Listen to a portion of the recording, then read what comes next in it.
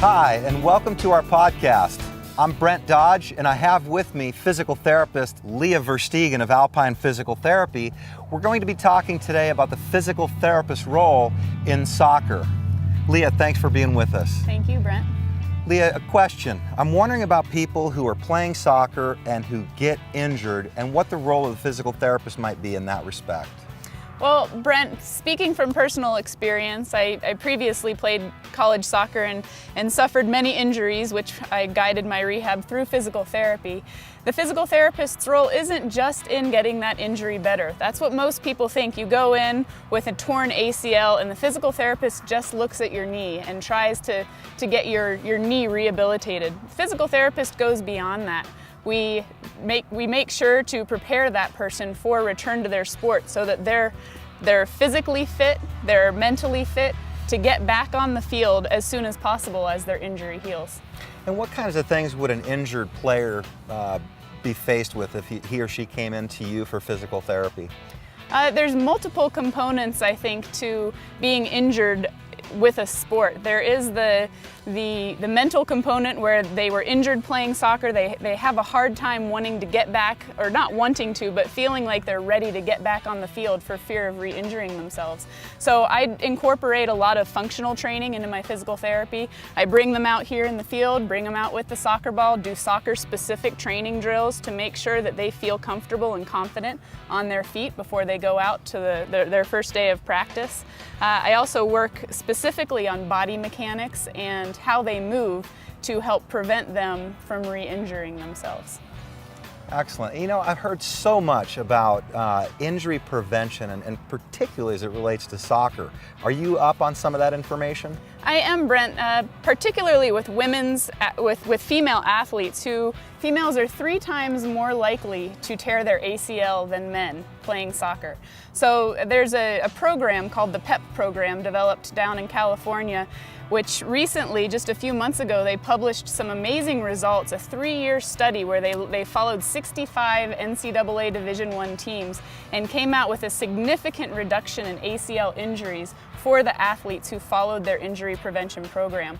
We do have a program very similar to the PEP program here at Alpine that I offer to not just female athletes, but male athletes as well, to help them prevent injury in the future. So what you're saying is this isn't just talk. This isn't just, hey, I think if we do a few exercises, we're going to help you prevent an ACL injury. This is something that's been thoroughly researched, and it sounds like the results have been profound. Definitely, definitely. It's not just talk. For a while, it was speculation that maybe if we did these number of exercises, you could prevent an ACL tear, but this is legitimate. The numbers show research that the program is effective. Excellent. How does this relate to what we're hearing a lot about today as far as sport enhancement as it relates to soccer?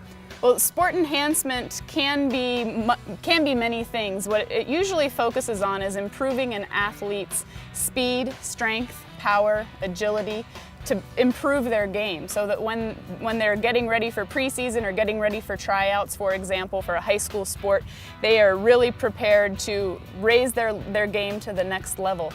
Sport enhancement can also incorporate injury prevention so that they're not only improving their game, but they're preventing themselves from getting injured during those initial weeks of tryouts, which, let's face it, is when many people get injured because they're not ready for that level of physical activity. So there's a level of preparedness that the whole sport enhancement program would take on. Definitely, yep. Okay. And here at Alpine, we have developed the Alpine Edge Sport Enhancement Clinic, which is a combination of power, strength, speed, and agility training to improve your game.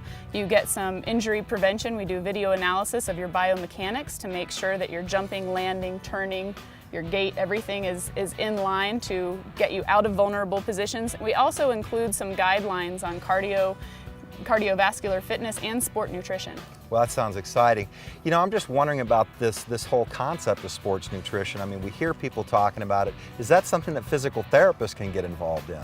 Physical therapists can get involved in it to an extent. It depends on their background, on their training. I've done some training in exercise physiology at a higher level and have a good basis in sport nutrition on how to prepare yourself from the inside out on getting ready for games and as well as recovering from from competitive matches.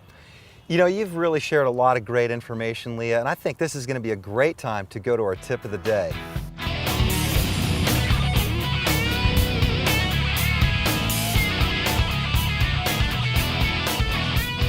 The tip of the day for soccer players out there who are injured on the sidelines: don't think just because you're injured you have to stop working your body. You can still get in under a physical therapist's guidance and work your body cardiovascularly, strength, core stabilization, and really stay tuned in preparation for returning to your sport as soon as possible as your injury heals.